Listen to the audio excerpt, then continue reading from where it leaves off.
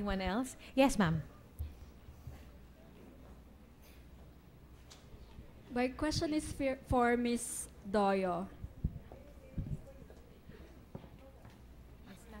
Hi, po. My question is, how did you find the transition from what you call suicide journalism to writing inspiring and educational children's book? Are the writing process the same?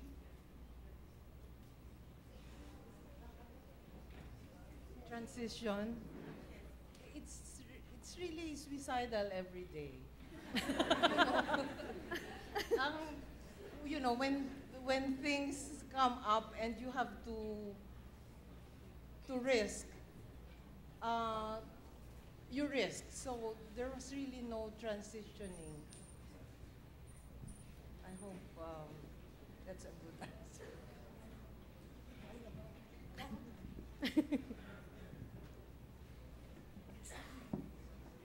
Other questions?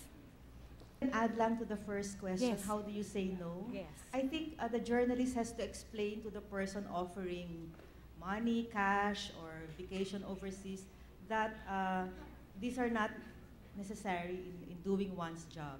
I remember, because when I was young, 100 years ago, when I was covering the Batasang Pambansa under Marcos, it was common practice for the members of Congress or Parliament at the time to give envelopes. So all you have to do is explain, and they will gladly take it back, and they will respect your work. Because they are told, according to one congressman, a member of Batasan, I said, it's not really, you're not obliged to give any gift or money. And he said, thank you for telling me this, because that was what my PR told me. So it's maybe let's help educate these people. Yeah, may I add to that? The reason I have not been offered anything is, seriously now, is because I was not a beat reporter. I was a magazine writer and later a columnist. So if you're not in the beat, you're not in the envelope list of anyone.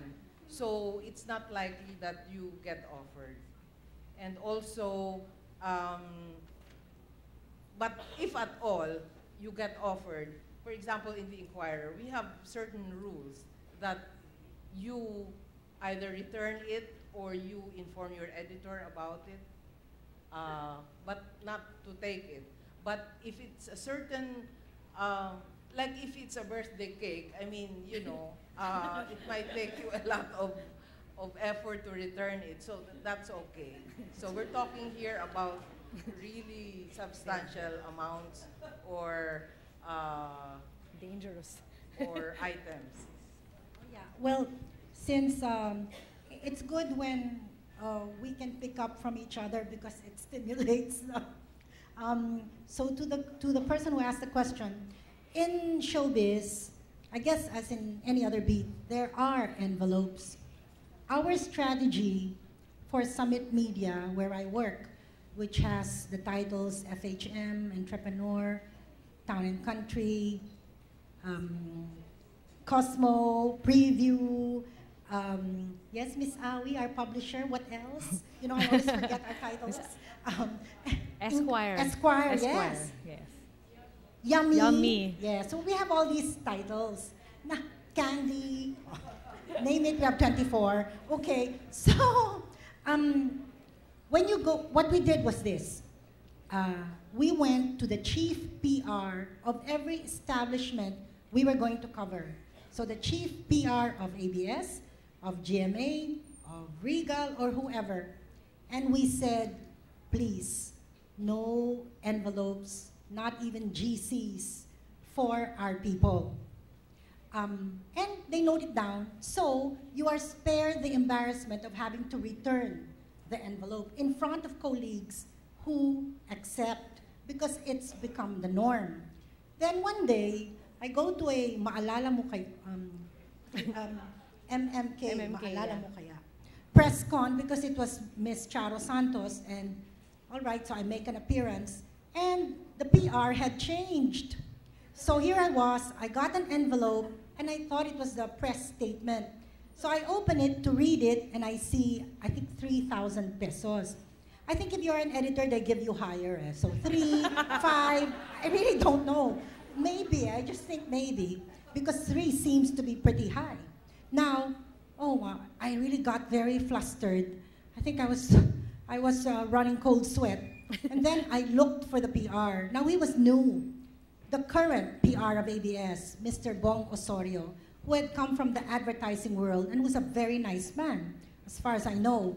So I said, Bong, ba't naman kayo nagbibigay ng ganito? Hindi ba malinaw na ang usapan na pag-summit, wag na, hindi kailangan. Ang importante lang, makuha namin yung interview at yung statements at saka yung mga litrato. And then he said, I am so sorry. When I came in here, I was told that I must, or people will not write about the press con. I said, no, that's not true. Ay, Joanne, believe me, I have checked with everybody, and that is the norm. So, you must do that. And then on another occasion, I went to a Bello event starring Chris Aquino.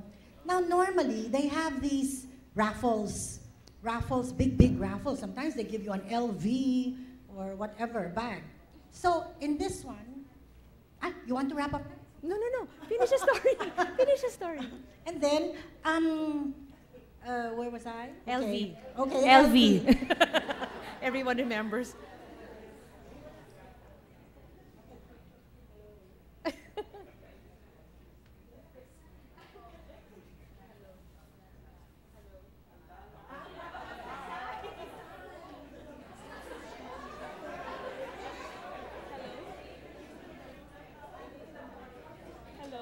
Okay, so there were LVs and all that. Now, normally what you do when you go to a press con, to take away all that embarrassment again, is when you sign in, like this here, you have to sign in, you already tell the person, wag mo kaming isasali sa raffle.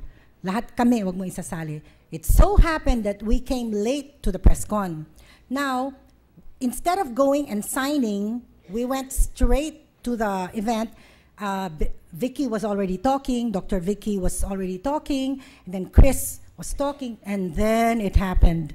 Our names appeared in the little glass bowl. Now, this Chris Aquino, who is, actually I get along famously with her. I don't know why some people don't like her, but I like her. But, and she knows it. She knows that you either love her or you hate her. She knows that. Now, she said, she says,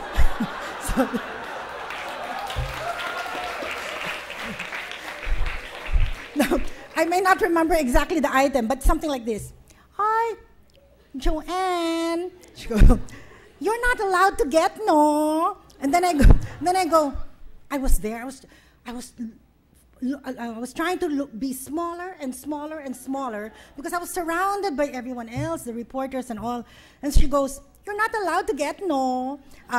Because, Pep got, I think it was an iPad. Pep got an iPad, so I guess I won't give it, okay?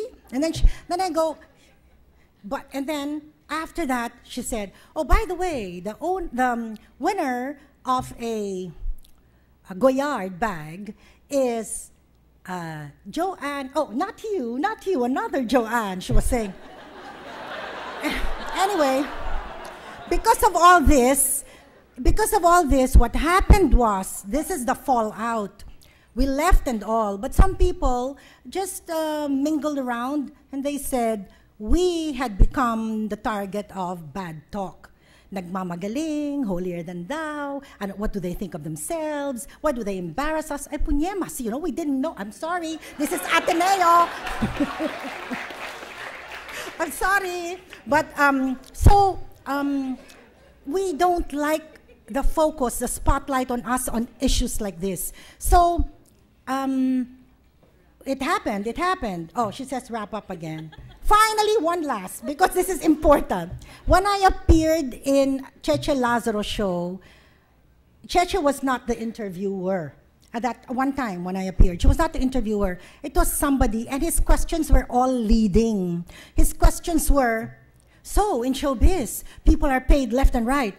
You can barely get an answer to put it in context. So what happened was, the fallout was, right after that, I got it from Ricky Lo, I got it from everybody, saying, John, ano daw, siniraan mo daw yung ibang tao dun sa show. Oh my God, please, no. I'm trying to be part of the woodwork here. So, things like that.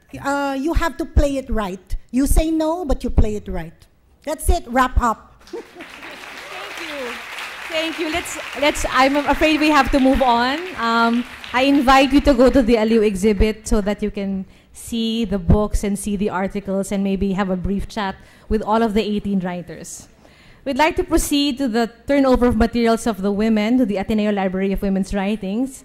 I will call out the names of the 18 women. I have to recognize our president, Father Jose Ramon Villarin.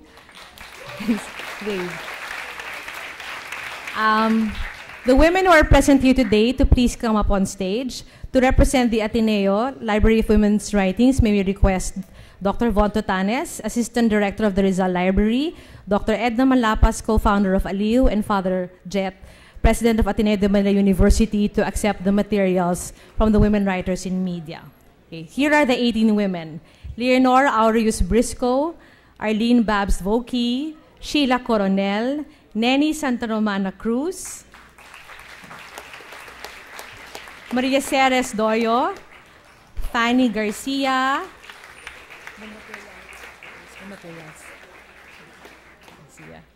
Mila Astorga Garcia, Juvida, Panaligan Koons, Marra Lanot, Maglipon, Sylvia Mayuga, Gemma Nemenzo, Lilia Quindoza Santiago, Pauline Paredes Sicam, Rochi Taniedo, Marites Vitug, and Criselda Yabes.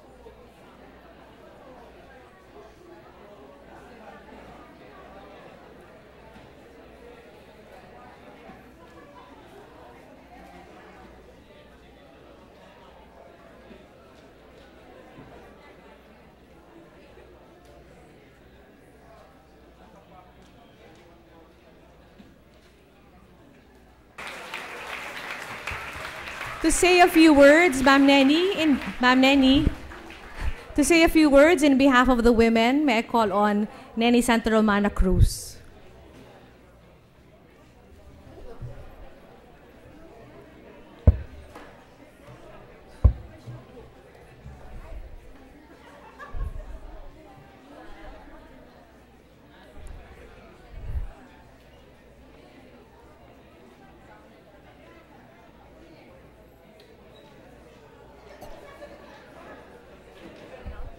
No, it's okay. If my women friends will keep quiet, I'll begin.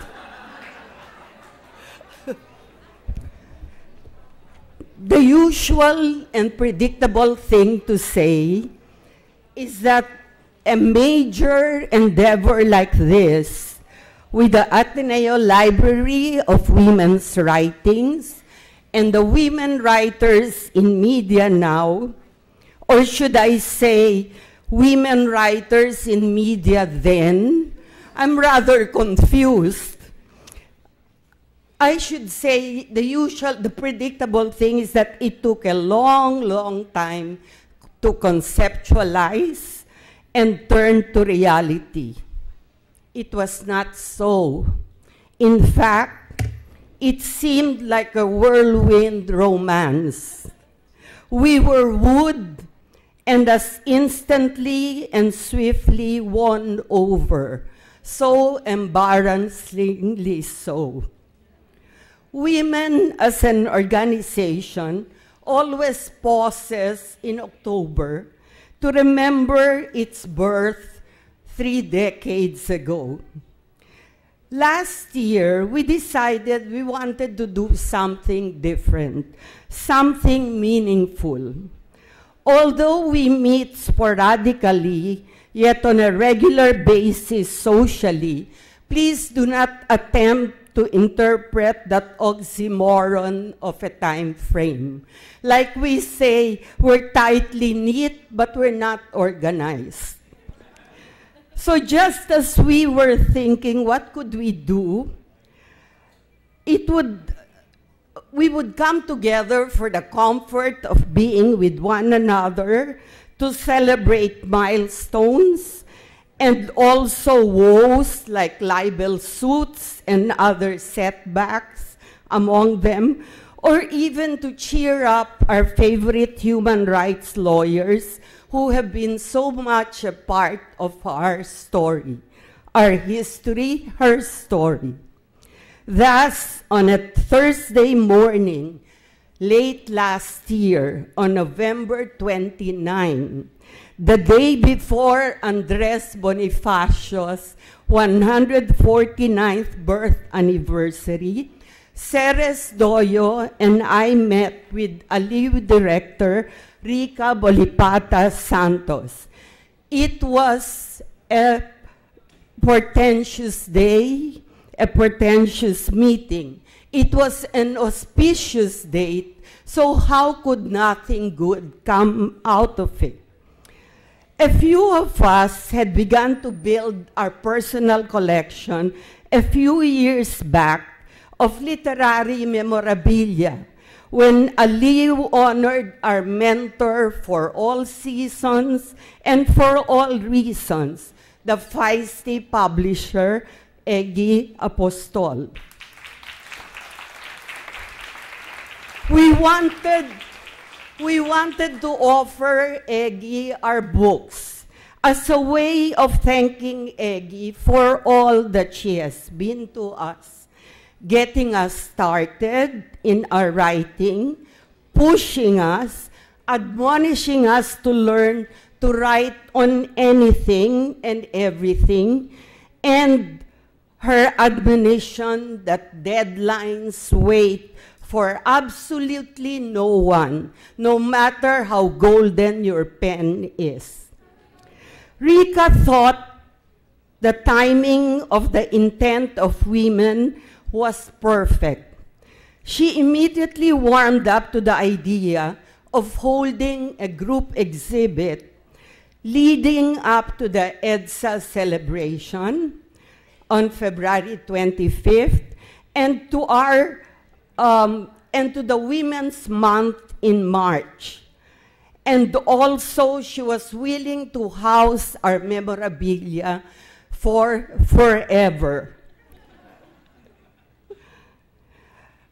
EDSA is especially important to us because our writing careers began and flourished during the dark and lamentable martial law years.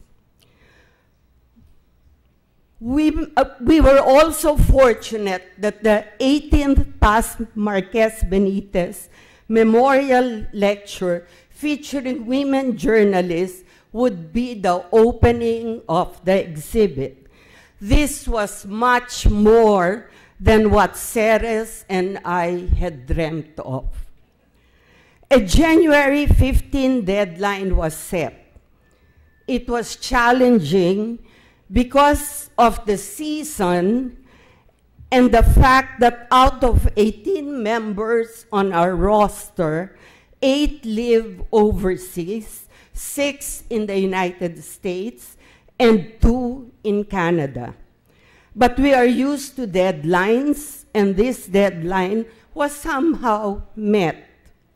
After the initial incredulousness at the reality of such an event had settled in, to many of us, it suddenly seemed like women had been roused from a long slumber.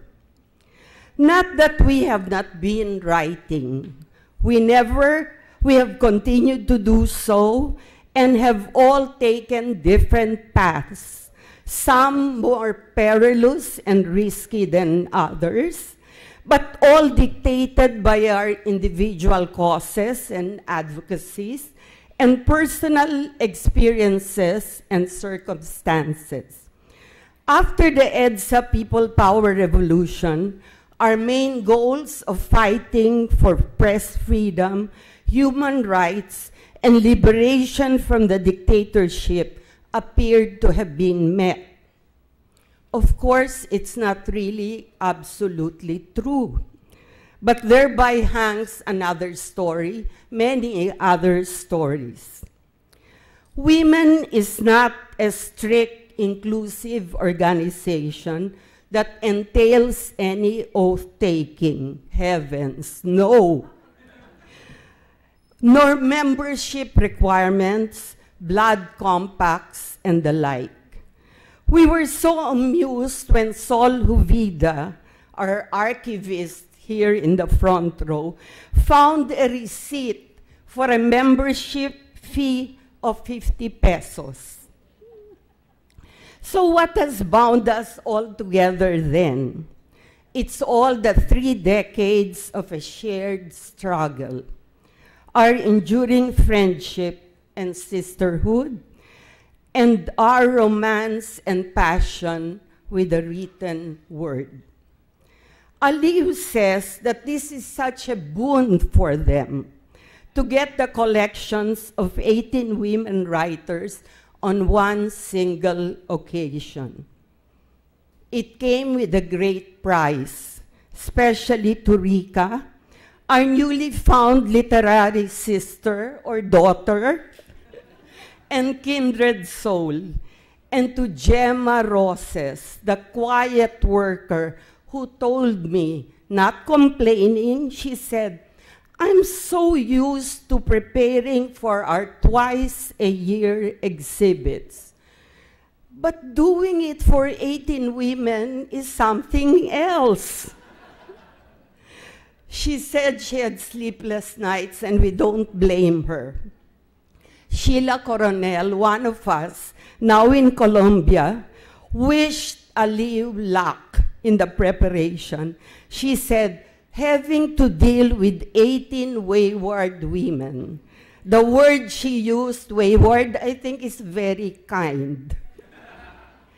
In the course of finalizing exhibit details over the legendary Ateneo kamote chips, kamote fries, and turon saba, Rika had casually mentioned that a past group exhibit was held once to honor young women writers, Rika among them. We laughed about that, but glared at her and said, "So today, it's the turn of aging women writers now."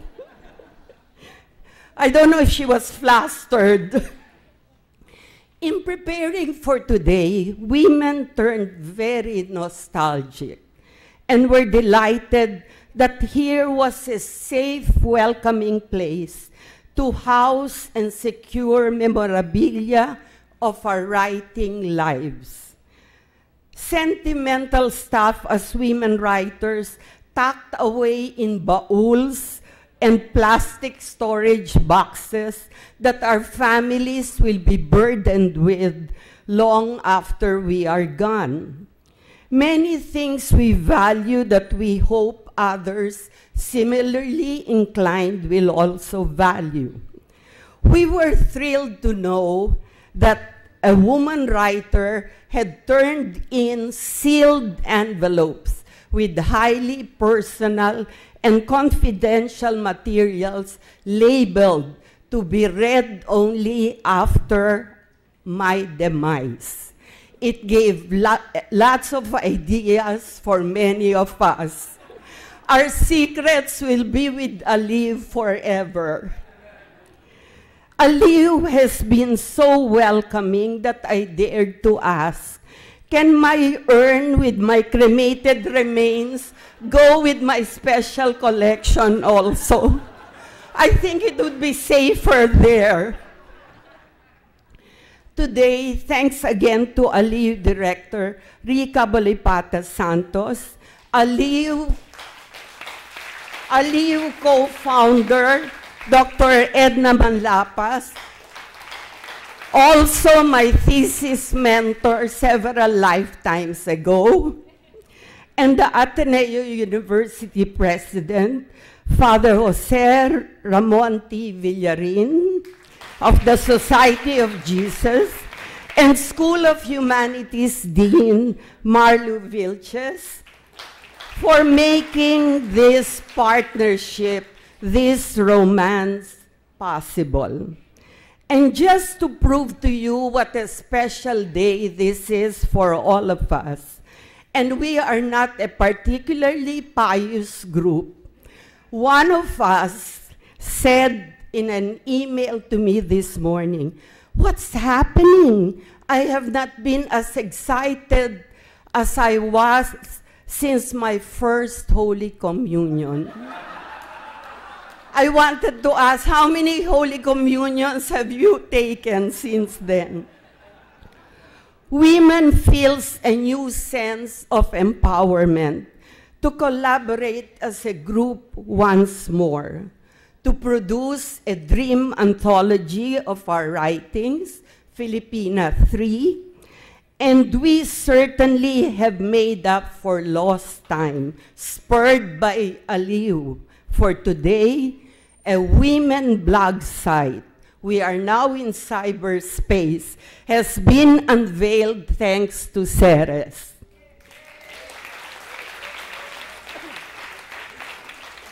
But let the ALiWW exhibit convey specially for today's students our passion for and romance with words. Women especially fortunate to have a past Marquez Benitez for whom writing was a lifetime occupation as our literary matriarch. Move over, Virginia Woolf. Paz Marquez Benitez has carved a path for us, creating a room of her own, making our journey a little easier.